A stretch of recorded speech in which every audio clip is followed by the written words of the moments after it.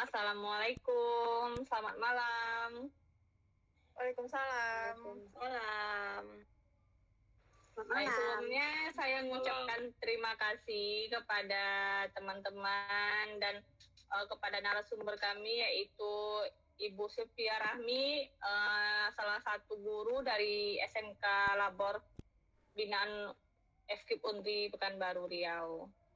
Sebelumnya saya mengucapkan terima kasih kepada Ibu Sylvia Rahmi telah meluangkan waktunya di malam hari ini untuk memenuhi podcast kami malam hari ini. Sebelumnya Ibu Sylvie, saya ingin mau mengajukan pertanyaan. Ibu Sylvie mengajar di mata pelajaran apa di SMK Labor Pekanbaru, Ibu? Baik, sebelumnya perkenalkan nama saya Sylvia Rahmi. Nah, saya mengajar di jurusan bisnis daring dan pemasaran. Jadi guru kejuruan. Oh ya, baik Ibu Sylvie. Nah, dari mata pelajaran yang Ibu ajarkan itu, yang ingin saya tanyakan itu ialah menurut Ibu apa sih tujuan utama dari pembelajaran yang sedang Ibu rancang? Nah, kalau untuk tujuan pembelajaran itu secara umum atau secara keseluruhannya, karena saya itu mengajar ada 5 mapel, jadi secara umumnya itu untuk membekali peserta didik dengan pemahaman dan keterampilan di bisnis daring dan pemasaran, baik itu secara offline maupun secara online. Nah, tujuannya itu agar mereka siap memasuki dunia kerja atau siap untuk berwirausaha setelah lulus SMK nanti. Baik, Ibu Siti, penjelasan dari tujuan utama dari pembuatan pembelajaran ya Bu ya. Lalu untuk yang berikutnya, kalau kita lihat dari sudut pandang peserta didik, sejauh mana kemampuan mereka saat ini dibandingkan dengan tujuan pembelajaran yang ingin dicapai, Bu? Nah, pada umumnya peserta didik itu memiliki pemahaman dasar tentang bisnis dan pemasaran. Nah, akan tetapi setiap peserta didik itu masih membutuhkan pengalaman dan keterampilan praktis untuk mengaplikasikannya dalam dunia nyata. Jadi setiap pelajaran itu diusahakan diperbanyak prakteknya. Oh begitu. Lalu kenapa tujuan pembelajaran itu penting? Apa alasan utama di balik perancangan itu tersebut? Nah, pada saat ini, dunia bisnis itu terus berkembang dengan adanya digitalisasi. Nah, tetapi pemasaran offline itu juga tetap relevan. Nah, jadi peserta didik ini juga perlu memahami dan menguasai strategi pemasaran secara komprehensif, baik dalam konteks tradisional maupun digital. Nah, agar lebih siap menghadapi tantangan industri ke depannya. Oh, berarti lebih mempersiapkan diri untuk ke lingkungan pekerjaan atau dunia selanjutnya setelah sekolah ya Bu ya? Ya, karena rata-rata di anak SMK ini kan pengennya setelah lulus SMK tuh langsung kerja. Nah, dalam pembelajaran kita pasti ingin melihat hasil nyata. Nah, dari 6 unjuk kerja yang ada, mana yang menurut Ibu paling relevan untuk menunjukkan pemahaman peserta didik? Menurut saya yang paling relevan itu yang pertama itu untuk membuat dan mempresentasikan strategi pemasaran. Nah, itu baik produk maupun jasa. Nah, ini juga strategi pemasarannya itu baik secara online maupun secara offline. Terus menganalisis dan mengevaluasi keberhasilan strategi pemasaran yang diterapkan dalam studi kasus bisnis. Baik. Lalu untuk berikutnya, kalau kita bicara soal pemahaman, aspek apa saja yang menurut Ibu harus dinilai agar kita benar-benar tahu bahwa peserta didik itu sudah memahami materi yang telah kita ajarkan, Bu? Menurut saya yang perlu dinilai itu yang pertama itu pemahaman mereka terhadap konsep dasar bisnis daring dan pemasaran. Terus kemampuan mereka dalam menyusun strategi pemasaran yang efektif. Yang ketiga, kreativitas dalam mengembangkan materi promosi. Terus juga kemampuan analisis terhadap efektivitas strategi pemasaran dan keterampilan komunikasi dalam mempresentasikan ide atau strategi pemasaran. Mungkin. Baik, saya cukup paham ya dari penjelasan yang telah diberikan oleh Ibu Cipi. Lalu ini rekan saya juga ada yang ingin ditanyakan nih Bu kepada Ibu Cipi, kepada rekan saya Nokfira Nuzomi, boleh silakan. Baik, silahkan. Oke, terima kasih Kak Zita. Baik Bu, izin saya bertanya mengenai tadi kan Ibu ada bilang di dalam ada 6 unjuk kerja. Nah, mana yang lebih bagus, mana lebih baik? Ibu tadi bilang menjawab adalah membuat atau mempresentasikan dalam pemasaran. Nah, yang saya tanyakan tuh gimana caranya, cara peserta didik itu punya pemikiran untuk terlibat dalam ide-ide besar itu, Bu, dalam melakukan unjuk kerjanya. Nah, ya baik, saya langsung jawab aja ya. Biasanya itu dengan memulai dengan memberikan studi kasus tentang perusahaan yang sukses menggunakan pemasaran offline seperti event promosi atau suatu merek terkenal. Nah, setelah memberikan studi kasus tadi, peserta didik diminta untuk menganalisis kenapa promosi strategi apa yang digunakan perusahaan tersebut sehingga perusahaan tersebut bisa sukses. Jadi dengan memberikan studi kasus. Dengan memberi studi kasusnya, Bu. Ya. Jadi kalau semisalnya berarti apakah studi kasus ini termasuk situasi yang melibatkan peserta didik untuk membuat ide-ide besar, Bu? Iya, kan sebelumnya dengan mereka tuh sudah menganalisis apa saja faktor-faktor keberhasilan yang digunakan oleh perusahaan tersebut. Nah, mereka bisa berpikir nih untuk menggunakan atau memodifikasi, mengambil strategi promosi yang sudah digunakan oleh perusahaan tersebut. Jadi bisa dijadikan acuan atau contoh. Baik, Bu. Setelah itu bagaimana pendekatan mereka dalam menyampaikan materi sehingga menghasilkan minat atau keingintahuan terhadap materi tersebut? Nah, biasanya itu pendekatan yang dilakukan itu dengan diskusi interaktif tentang kelebihan dan kekurangan dari pemasaran yang sudah diberikan tadi dari studi kasus. Nah, itu mereka tuh berdiskusi interaktif tentang apa saja sih kelebihan dan kekurangan promosi yang digunakan oleh perusahaan tersebut. Nah, jadi itu dibandingkan pemasaran yang dilakukan itu baik secara offline maupun digital online. Nah, kalau perusahaan itu melakukan pemasaran offline, maka didiskusikan apa itu kelebihan dan kekurangan yang digunakannya. Jadi sesuai dengan studi kasus yang sudah diberikan. Oke, selanjutnya Bu, peluang seperti apa yang bisa menampung minat peserta didik, terutama dalam keadaan mereka sulit dalam pembelajaran? Nah, peluang untuk menopang minat pelajar itu biasanya dengan memberikan contoh nyata. Nah, contoh nyata dari usaha-usaha lokal untuk berbagi pengalaman. Nah, biasanya itu dapat kita temukan di YouTube. Nah, biasanya siswa itu diminta untuk menonton YouTube dari pelaku usaha yang usaha kecil menengah ataupun usaha yang besar yang sudah sukses. Nah, di sana kan di video itu biasanya mereka itu mau berbagi pengalaman tentang strategi pemasaran yang dilakukan ataupun pengalaman mulai dari merintis usaha tersebut. Baik, Bu. Terus gimana? Menurut Ibu apa saja hambatan yang menimbulkan kecilnya pengambilan risiko atau rendahnya imajinasi untuk mempertanyakan atau ketidakmampuan memutuskannya? Rendahnya imajinasi apa? Boleh diulangi? Misalnya apa saja hambatan yang menimbulkan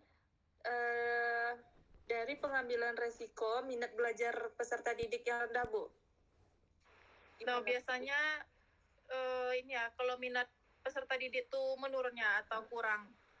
Nah, biasanya mereka tuh takut salah. Nah, pada umumnya peserta didik ini kan takut untuk memulai. Nah, jadi biasanya tuh takut salah saat membuat strategi pemasaran. Nah, juga kurangnya referensi atau contoh nyata di lingkungan sekitar yang relevan dengan kehidupan mereka. Terus juga kurangnya kepercayaan diri dalam mempresentasikan ide. Nah, biasanya juga ada beberapa peserta didik tuh idenya sudah bagus, tapi mereka tuh nggak pede, kurang percaya diri untuk mempresentasikan idenya tersebut.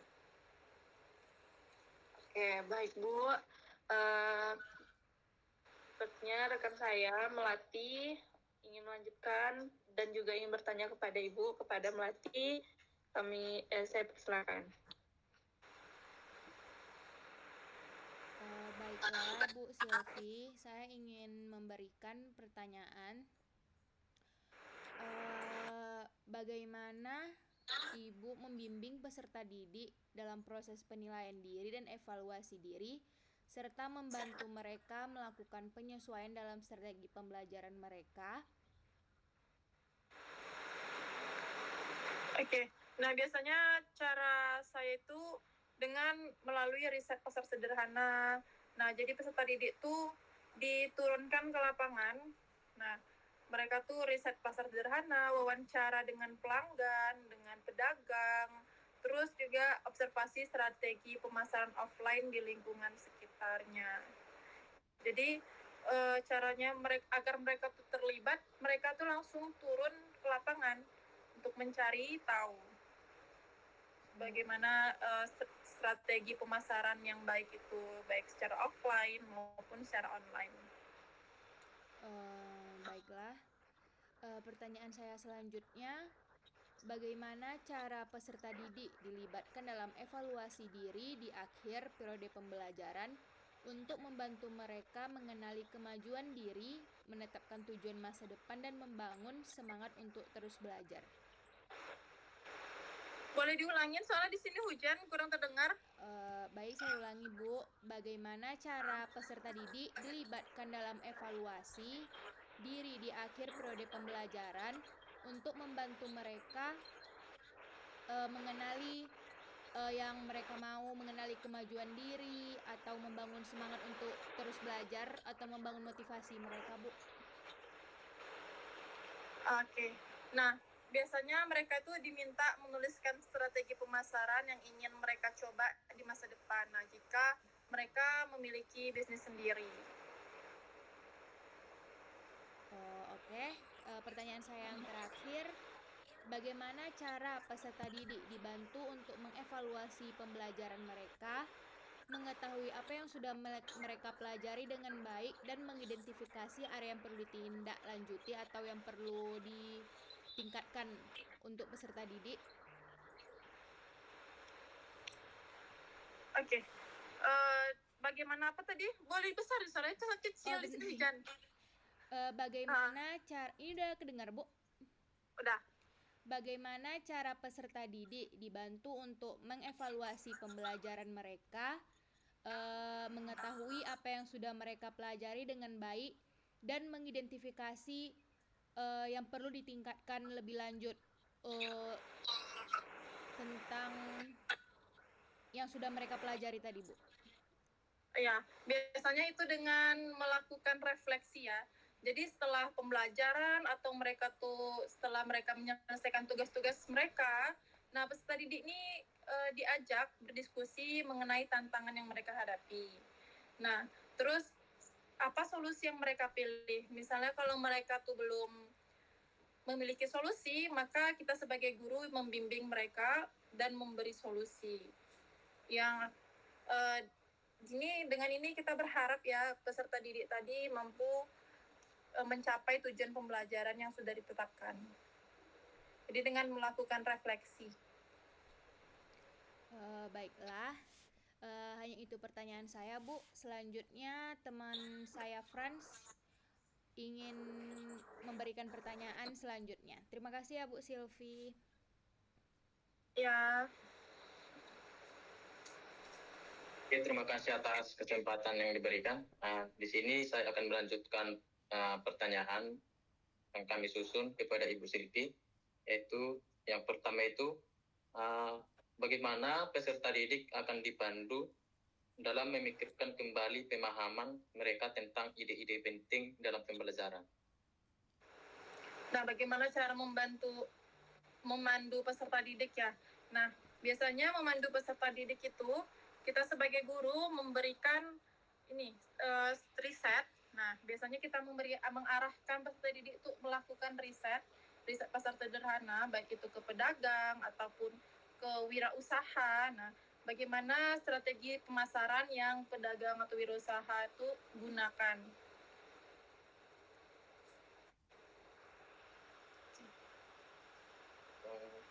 Selanjutnya, bagaimana produk dan pertunjukan peserta didik dapat ditingkatkan melalui revisi berdasarkan penilaian diri dan umpan balik.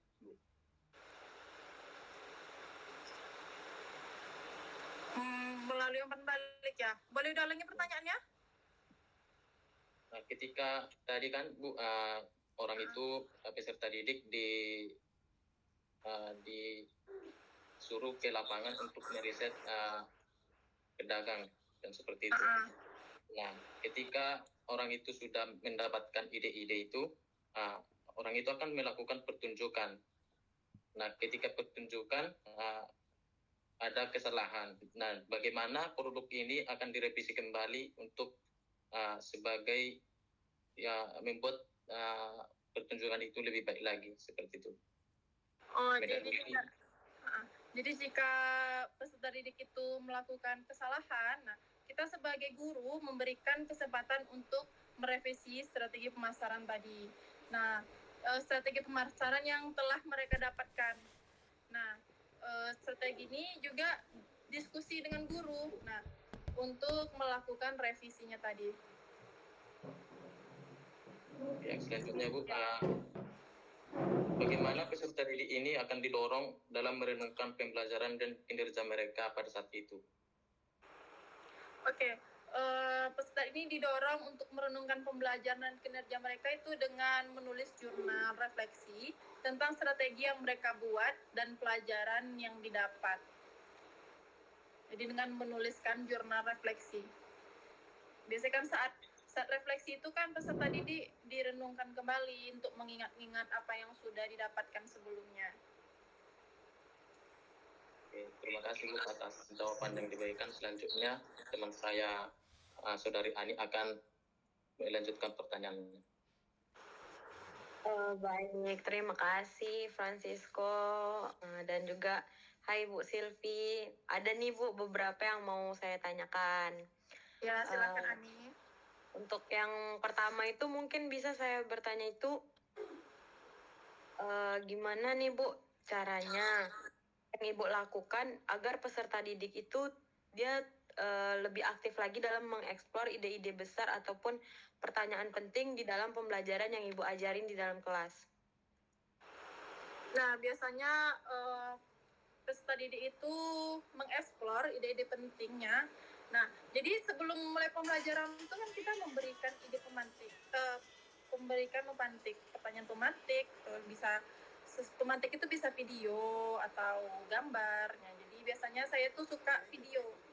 Nah, setelah saya tampilkan video, saya mintalah siswa tadi, peserta didik tadi menyimpulkan atau memberikan pertanyaan yang terkait yang video yang saya berikan tadi. Oh, jadi dengan memberikan kayak pertanyaan pemantik lah ya Bu, untuk biar mereka itu tahu gitu apa sih yang mau kita pelajari, ataupun kayak dari Ibu pun mungkin bisa melihat kesiapan mereka untuk belajar gitu ya Bu ya. Iya. Kalau yang paling ide bagusnya itu memang video. Oh, berarti lebih dominan Ibu memberikan video, maka dari itu mereka lebih aktif gitu ya Bu untuk Iya. Karena saya setelah memberikan video, setelah anak-anak menonton video, saya minta mereka tuh biasanya untuk menyimpulkan atau memberikan pertanyaan mengenai video yang saya berikan. Terus Bu, kegiatan belajar yang gimana nih Bu untuk membantu siswa itu mencapai kemampuan terbaik mereka? Kegiatan belajar yang digunakan, nah itu biasanya saya menggunakan diskusi ya. Nah, jadi saat berdiskusi, mereka akan saling bertukar pikiran. Nah, dengan bertukaran pikiran, mereka tuh bisa memahami pembelajaran yang diberikan. Berarti terus Bu, selain kegiatan di sekolah itu, menurut Ibu seberapa penting pekerjaan rumah ataupun pengalaman di luar kelas yang dilakukan oleh peserta didik itu untuk membantu mereka lebih mendalami lagi nih Bu, ide-ide untuk yang dipelajari di dalam kelas? Menurut saya penting ya, karena di pemasaran ini, nah tentunya lebih banyak juga belajarnya di luar sekolah. Nah, pembelajaran seperti apa? Baik mereka tuh belanja di warung, nah mulai di warung ataupun di supermarket, nah mereka juga belajar di sana. Nah, bagaimana sih pelayanan yang diberikan? Oh, kalau di warung tuh seperti ini, kalau di supermarket seperti ini, gitu. Terus promosi yang digunakan oleh supermarket seperti ini, yang digunakan oleh warung ya seperti itu, gitu. Jadi untuk pemasaran ini sangat penting menurut saya, karena juga pembelajarannya itu nggak hanya di sekolah, tapi juga didapatkan dari luar. Nah, saya juga sering minta kepada peserta didik saya tuh untuk merefleksi pengalaman mereka di luar sekolah, pengalaman mereka selama berbelanja ataupun selama mereka tuh menggunakan platform online untuk belanja. Berarti Ibu selama ini dalam pembelajaran pemasaran tuh mengaitkan ke kehidupan mereka yang sebenarnya gitu ya Bu ya, kehidupan Iya. mereka sehari-hari, apa yang mereka alami, apa yang mereka lakukan, ataupun apa yang mereka lihat di sekitar mereka gitu ya Bu ya. Iya, karena idealnya pembelajaran memang seperti itu. Mereka harus merasakan, apalagi ini kan ekonomi ya, sama dengan kita ekonomi, itu memang dilibatkan di lingkungan masyarakat. Jadi saat pembelajaran tuh contohkan aja di lingkungan tuh bagaimana, di kehidupan sehari-hari kita gimana. Contoh nyatanya aja biar peserta didik itu mudah dalam memahaminya. Oke Bu. Terus gini Bu, gimana cara Ibu gitu kan di dalam kelas untuk mengakomodasi berbagai kebutuhan dari peserta didik gini Bu, kan mereka kan mempunyai kebutuhan yang berbeda-beda gitu ya Bu ya, mulai dari perkembangan mereka, gaya belajarnya, ataupun pengetahuan mereka tentang materi gitu, ataupun minat dan motivasi mereka itu kan berbeda-beda ya Bu ya dalam di kelas. Nah, bagaimana nih Bu cara Ibu untuk mengakomodasi itu semua agar tetap menjaga pembelajaran itu sesuai dengan yang udah Ibu rancang dan tujuan yang Ibu inginkan itu tercapai gitu Bu? Oke. Biasanya saya mengakomodasikan tuh saya pakai semuanya. Nah, karena kan nggak semua anak yang memiliki gaya belajar kinestetik, nggak semua anak yang memiliki gaya belajar audio gitu. Jadi biasanya saya gunakan semuanya. Yang anak visual dan audio itu biasa saya berikan video. Terus yang kinestetik tadi yang menggunakan praktek. Jadi saya mengakomodasikan semuanya agar seluruh peserta didik tuh mendapatkan gaya belajarnya masing-masing. Oke, berarti Ibu dalam pembelajaran itu melakukan berdiferensiasi ya Bu ya, ada diferensiasi konten gitu yang diberikan ke mereka. Dengan format tugasnya juga mereka tuh bebas memilih apa. Nah, memilih membuat video atau infografis, artikel itu bebas untuk produk yang dihasilkan. Tapi nggak seluruh tugas juga yang seperti itu. Memang ada yang beberapa harus tetap, misalnya tugasnya itu harus tetap sama gitu. Tapi di beberapa tugas itu saya memberikan kebebasan pilihan kepada peserta didik untuk membuat format tugasnya. Itu bisa dari video, artikel, infografis atau yang lainnya. Atau PPT. Nah, gitu. itu sangat menarik ya Bu ya, mereka diberikan kebebasan untuk memberikan apa output yang mereka berikan kepada Ibu gitu ya. Nah, mungkin ini pertanyaan terakhir dari saya ya Bu ya. Kalau misalnya di dalam kelas nih Bu, ada perubahan kondisi. Nah, gimana cara Ibu itu menyesuaikan rencana pembelajaran yang udah buat tadi supaya peserta didik ini tetap terlibat aktif dan juga pembelajaran itu berlangsung secara efektif gitu Bu? Oh ya, baik. Jadi nggak semua hari juga anak peserta didik tuh baik ya. Ada sewaktu-waktu mereka tuh ya ada kambuh malasnya atau kambuh ributnya seperti itu. Jadi saat peserta didik kurang aktif itu biasanya saya ini lebih mengajak diskusi. Nah, biasanya juga ada hari-hari malesnya anak-anak itu kan. Nah, jadi saya biasanya lebih banyakin sesi diskusi. Tapi Diskusinya itu tuh baik selama pembelajaran yang Ibu ajar ini, Bu, di SMK Labor, itu pernah terjadi nggak, Bu? Kayak misalnya Ibu udah rancangin nih pembelajaran yang kayak mana gitu kan, sedemikian rupa, udah ada ini, tapi ternyata pada kenyataannya itu nggak bisa gitu, Bu, nggak bisa untuk Ibu terapkan gitu. Pernah nggak, Bu, terjadi di Ibu? pernah. Nah, kalau misalnya itu terjadi ya di lapangan dengan rencana dan di lapangan itu kan nggak berjalan mulus ya, nggak juga nggak sama gitu. Jadi itu Iya. nanti pada kita di kelas aja. Nah, Berarti gimana misalnya kita sebagai guru juga harus punya ini ya, Bu, ya, kayak plan A, plan B gitu ya, Bu, ya, untuk masuk ke ya. kelas. Nah, itu bagaimana caranya kita menyikapinya nanti aja itu tergantung kondisinya nanti. Oh iya, baik Bu. Oke. Oke, itu aja sih, Bu, yang mau saya tanyakan. Makasih banyak ya, Bu, ya. Ini selanjutnya nih, Bu, ada teman saya yang mau bertanya juga. Ini dari Lara. Mungkin Lara bisa langsung aja. Baik, terima kasih Bu Ani. Masih semangat ya Bu Sylvia untuk menjawab pertanyaan dari kami. Ya, masih. Boleh silakan. Oke, berikut adalah 3 pertanyaan terakhir dari kami untuk mewawancara Ibu. Baiklah, langsung saja. Pengalaman belajar apa yang menurut Ibu paling baik sehingga bisa mengembangkan dan memperdalam pemahaman peserta didik? Perkembangan belajar yang menurut saya lebih baik itu saat anak-anak tuh enak diajak diskusi, terus juga diberikan tugas mereka mengerjakan. Jadi itu yang menurut saya pengalaman saya yang selama saya mengajar itu yang baik. Oke, mungkin kerjasama antara siswa peserta didik ini juga penting itu ya Bu, untuk jadikan pengalaman kita dalam mengajar berjalan dengan baik atau tidaknya gitu ya Bu. Ya. Oke, lanjut. Bagaimana cara Ibu meminimalkan kemungkinan kesalahpahaman tersebut? Gitu. Biasanya itu saya menggunakan contoh nyata dan mendampingi peserta didik dalam menyusun strategi pemasaran. Misalnya nih, ada kesalahan pahaman di teori beda, tapi yang di lapangan juga beda. Nah, biasanya itu saya memberikan contoh nyata dan mendampingi peserta didik. Oke, baik. Lanjut ya Bu, ini pertanyaan terakhir. Nah, bagaimana cara Ibu mengatur dan mengurutkan pengajaran dan pembelajaran untuk memaksimalkan keterlibatan untuk keefektivitasan itu? Biasanya kalau untuk mengurutkan pengajaran itu di awal, nah kita tuh menanyakan kabar peserta didik, terus setelah itu memberikan pemantik. Nah, pemantik itu bisa berupa video, gambar, ataupun pertanyaan. Nah, terus setelah pemantik, nah dilanjutkan dengan eksplorasi lapangan. Nah, sebelum eksplorasi itu diberikan dulu teori.